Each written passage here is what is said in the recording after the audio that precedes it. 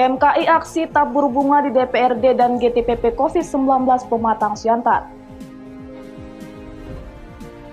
Satu keluarga di Sibolga menolak diisolasi. Viral di medsos, polisi ringkus pengedar narkoba warga rantau Perapat Labuan Batu. Selamat malam pemirsa, selain cuplikan berita tadi kami juga akan menghadirkan sejumlah informasi menarik lainnya. Bersama saya Kiki Nasution. Pemirsa, inilah Sumut hari ini malam selengkapnya.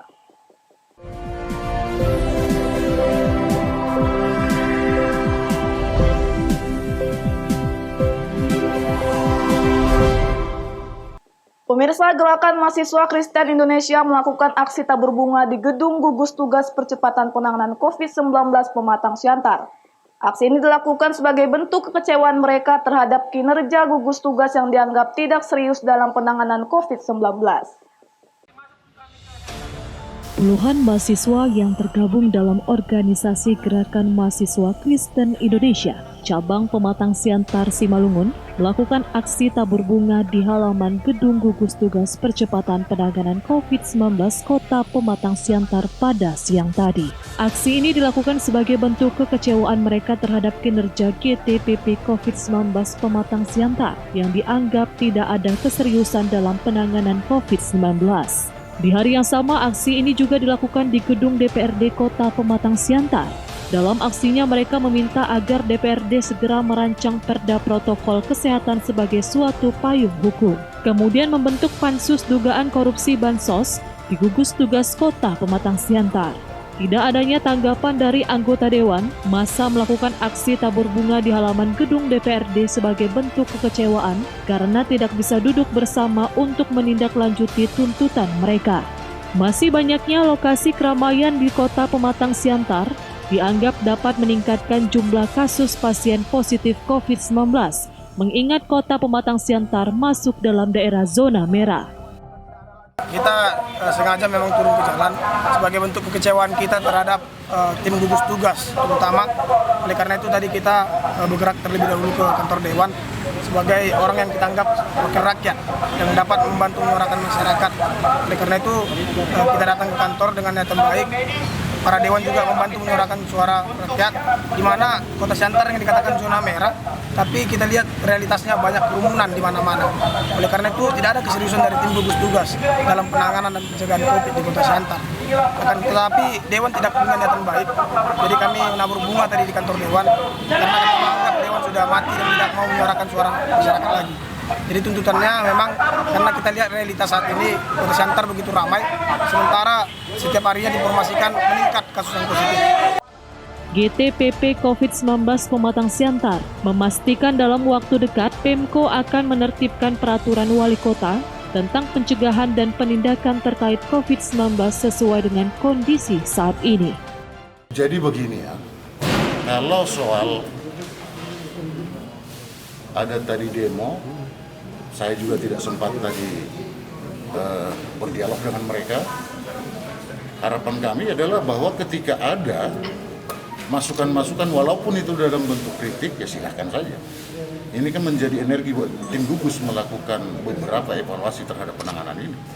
Penanganan COVID-19 di Kota Pematang Siantar. Tapi saya pastikan minggu ini peraturan wali kota tentang pencegahan dan penindakan akan dikeluarkan oleh wali kota. Dosi Simarmata melaporkan untuk Eva Rina TV. Seorang pengendara sepeda motor tewas digilas truk di jalur lintas Medan Belawan. Korban meregang nyawa setelah menabrak belakang mobil yang berhenti tanpa berikan tanda rambu kendaraan. Korban terpental ke badan jalan hingga ditabrak truk.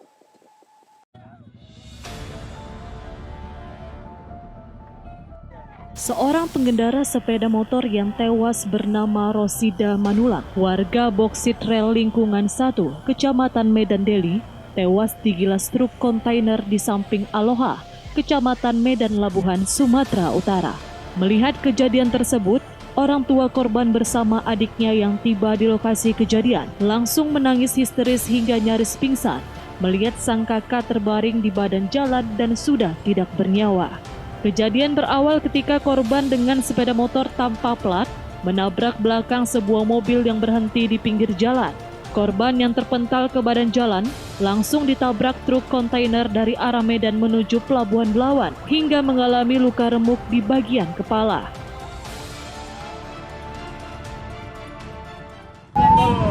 Mobil Avanza, ya mobil Avanza. Kemudian terjatuh, disambarlah oleh mobil kontainer.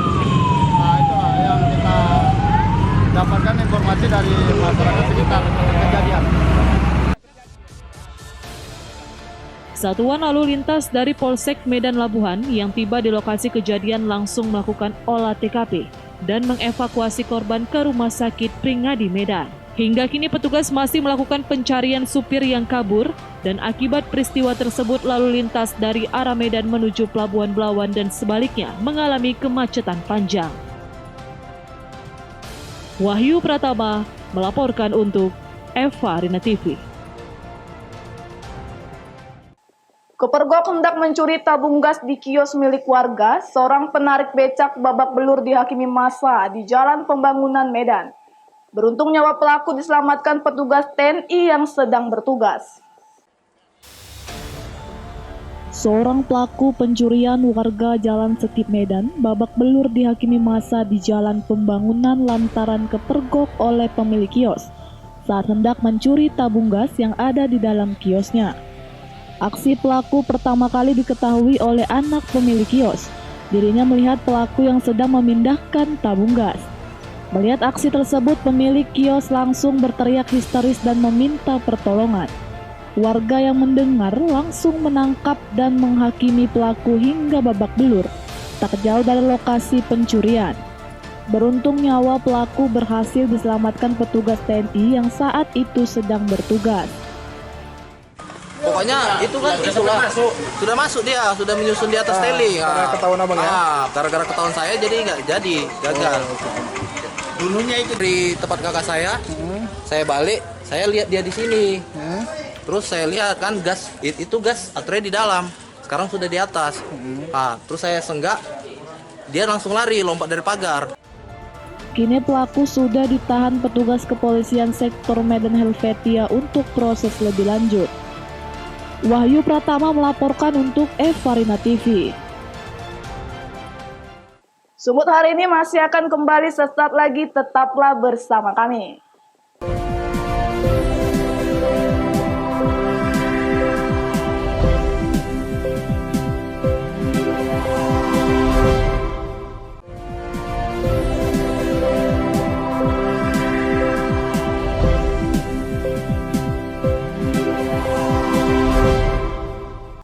Terima kasih masih bersama kami. Pemirsa, satu keluarga di kota Sibolga, Sumatera Utara menolak dibawa tim gugus tugas COVID-19 untuk menjalani isolasi di rumah isolasi lantaran ketakutan.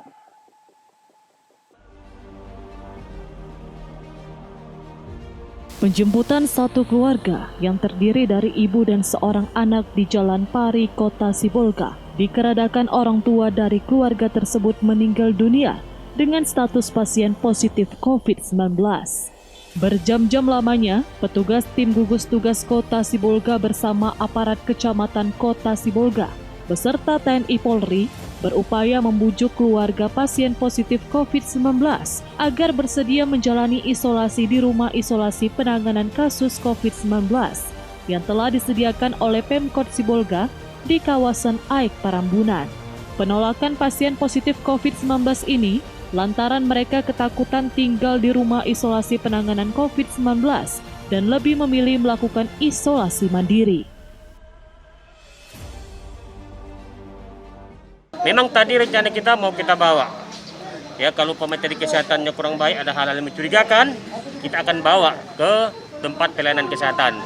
Berhubung memang mereka non-reaktif, maka kami tadi bersepakat supaya dia tetap di rumah dulu, tidak boleh kemana-mana. Dan nanti sembako akan kami suplai dari pemerintah Kota Sibolga melalui gugus tugas. Setelah dilakukan pendekatan, akhirnya tim gugus tugas Kota Sibolga mengalah dan membiarkan keluarga tersebut melakukan isolasi mandiri dengan ketentuan tidak diperbolehkan keluar rumah selama dalam pemantauan.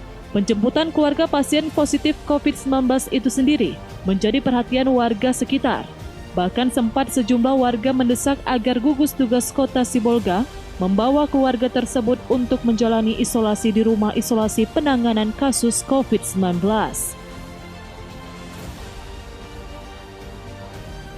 Baharudin Simanulang melaporkan untuk Eva Arena TV.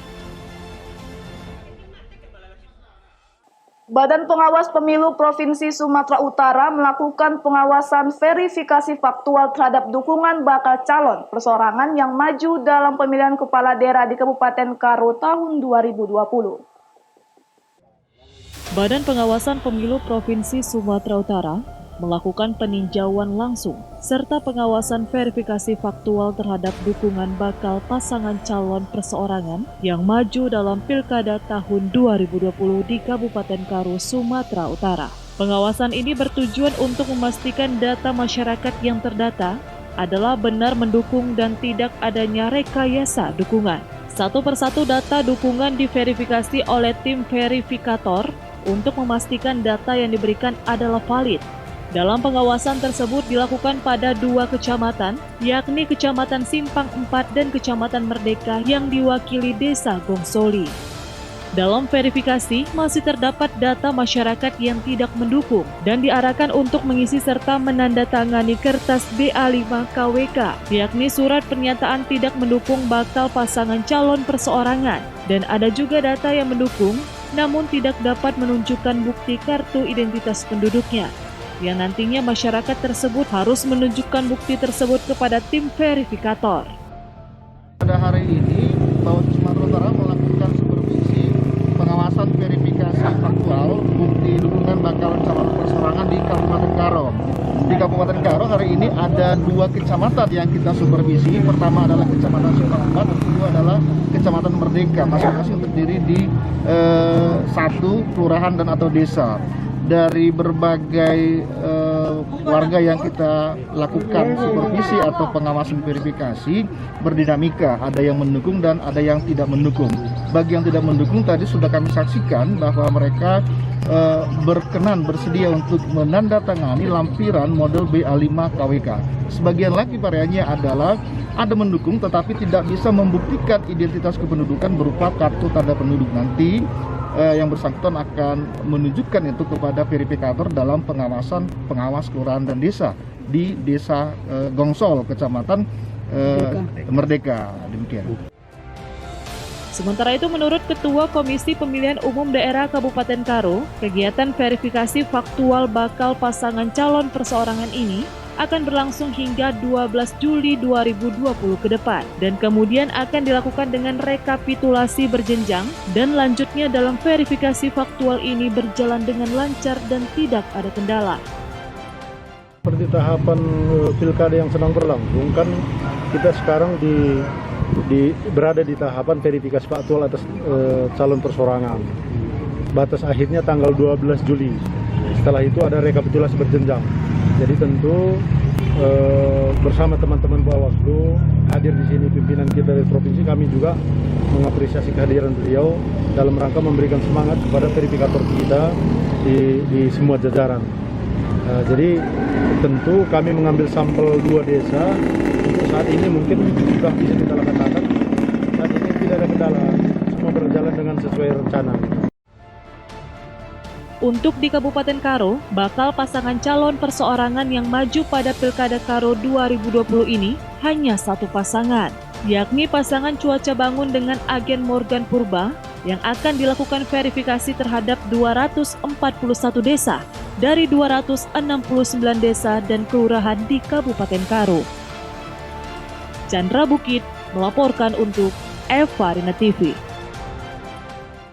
Pemirsa, guna mencegah longsor serta banjir di sekitaran pemukiman warga, ratusan warga Nagori Silau Mani, Kecamatan Siantar, Kabupaten Simalungun menggelar aksi gotong royong.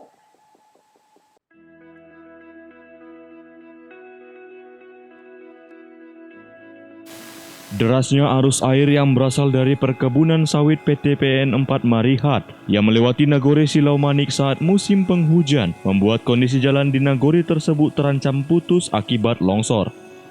Terlihat sejumlah warga bahu-membahu mempersiapkan karung plastik yang berisi tanah dan beberapa plat besi atau lori yang ditempatkan aliran air yang menjadi titik rawan longsor. Dipimpin Pangulu Silau Manik Deliana, warga bergotong royong mengantisipasi longsoran tidak meluas. Menurutnya, gotong royong tersebut merupakan swadaya masyarakat dan dibantu pihak PTPN 4 Bah Jambi.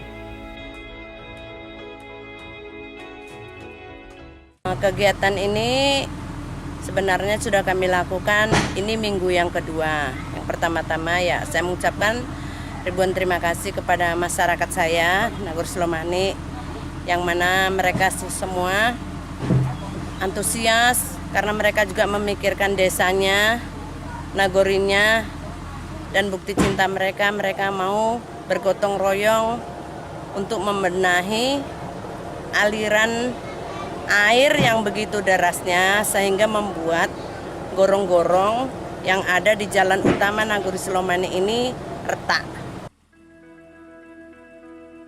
Sementara itu, tokoh masyarakat Ali Amsa mengatakan gotong royong tersebut merupakan kepedulian warga terhadap kondisi yang ada. Ya, seperti biasa yang sering kami lakukan, Pak, setiap ada anjuran dari pemerintah Nagori Silau Manik, ada kira-kira yang perlu dikerjakan, ya kami merasa serasa senasib penanggungan kan semua masyarakat ini. Ya kami kerjasama, seperti inilah Pak, kami kan lihat Bapak sendiri bergotong royong, penuh semangat, walaupun suasana seperti ini. Tapi begitupun kami juga mengucapkan banyak terima kasih partisipasi dari PTP 4 Nusantara Bah Jambi, dalam hal ini cukup membantu kami.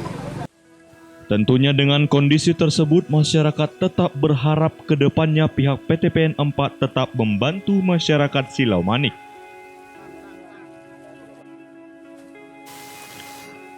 Jo Ambarita melaporkan untuk Eva Arena TV. Sumut hari ini masih akan kembali sesaat lagi, tetaplah bersama kami.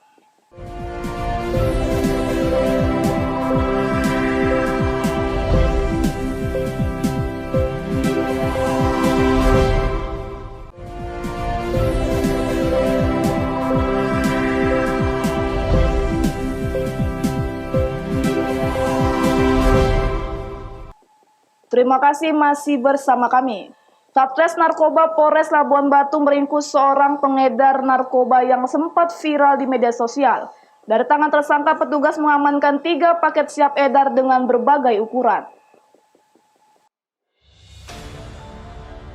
MN, warga rantau Prapat, Labuan Batu, Sumatera Utara ini akhirnya mendekam di sel Satres Narkoba Polres Labuan Batu akibat ulahnya yang telah membuat resah warga hingga viral di media sosial. Pria yang diduga terlibat dalam jaringan peredaran narkoba di Labuan Batu ini diringkus personil kepolisian saat hendak bertransaksi. Kasat Narkoba Polres Labuan Batu menjelaskan, berawal dari pengaduan masyarakat dan sempat viral di media sosial, pihaknya berhasil mengungkap peredaran narkoba dan mengamankan seorang pengedar beserta narkoba jenis sabu yang siap edar.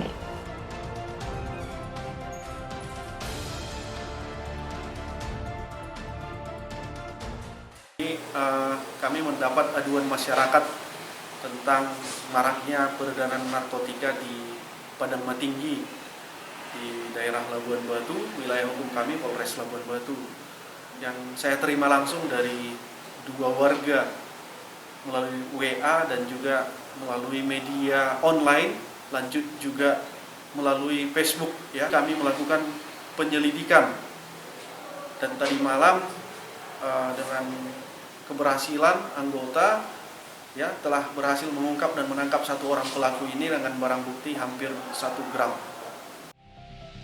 Atas kejahatannya, tersangka dijerat pasal 114 Subsider 112 Undang-Undang Nomor 35 Tahun 2009 dengan ancaman maksimal 20 tahun penjara. Ucok Sitorus melaporkan untuk Eva Arena TV. Pemirsa, serang polisi dengan senjata tajam, mantan polisi ditembak. Tersangka diketahui baru bebas dari lapas Tanjung Gusta dalam kasus pencurian sepeda motor.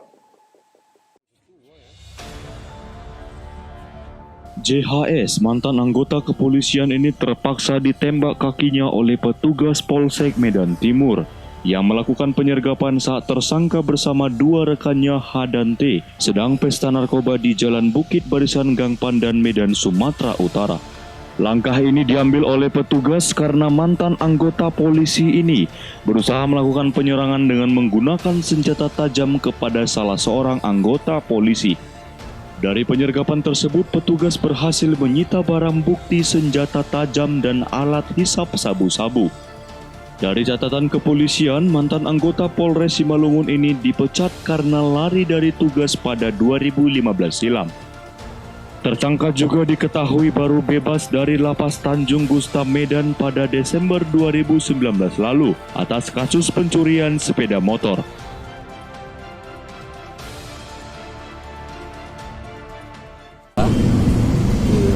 Rumahnya di Jalan Bukit Barisan dilakukan perlawanan oleh tersangka dengan menggunakan golok dan garukan. Pelaku ada polisi ya bang, benar bang? Namun informasi dari mantan polisi disersi pelarian dari polisi, pecatan. Karena secara refleks saya ngambil ini, tapi nggak nyala, saya balik lagi pada balik gantian ini saya bawa, nggak, istilahnya refleks aja gitu bang. Pada saat digerebek lagi mati? Enggak, udah jam dibersihkan. Udah selesai. Udah lama dipecat bang? Tahun berapa? 2015. Akibat perbuatannya, mantan anggota polisi ini dijerat dengan pasal berlapis, yaitu kasus narkoba dan penyerangan terhadap petugas. Wahyu Pratama melaporkan untuk Eva Rina TV.